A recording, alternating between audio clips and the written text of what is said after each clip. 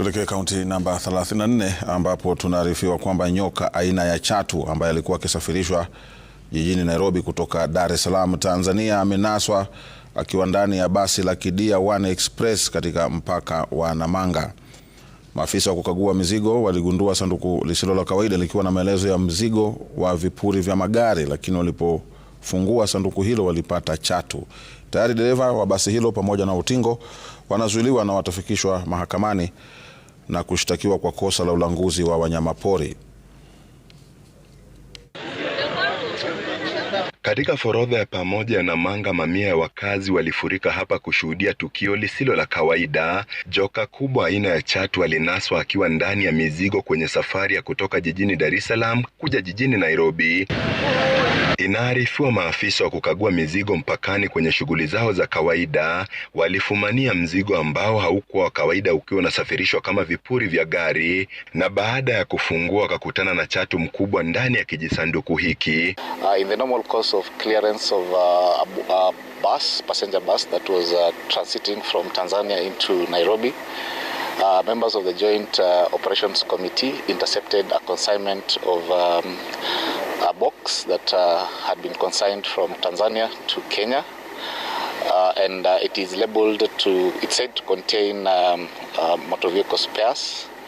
But upon inquiry, the members of the Joint Operations Committee who are undertaking a routine rummaging of the bus managed to discover a live snake. Baadaye wataalamu wa kushughulikia wanyama kama nyoka waliitwa kutoka Nairobi, ambapo walifungua sanduku hilo na kumpata chatu huyo akiwa amejilaza ndani ya sanduku hilo.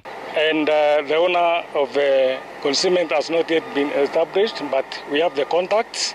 The bus and driver and the conductor have been arrested. They have been held in custody at Namanga police station to assist the police with investigation. May I take this opportunity to warn all illegal traffickers who are dealing with illegal businesses without valid document to carry out their business. When they will be caught, they will be faced by the law and they will be prosecuted. Na japo dereva na kondakta wa basi hilo la kampuni ya Kidia One Express wametiwa mbaroni kufuatia tukio hilo, huku maafisa wa KWS wakiendeleza uchunguzi kuhusu kisa hicho, hadi sasa haijabainika sababu ya nyoka huyo kusafirishwa kutoka Tanzania hadi humu nchini. Lakini leo tumeshuhudia kitu ambayo hatujaiona kwa maisha yetu. Badala basi ibebe watu, imebeba nyoka.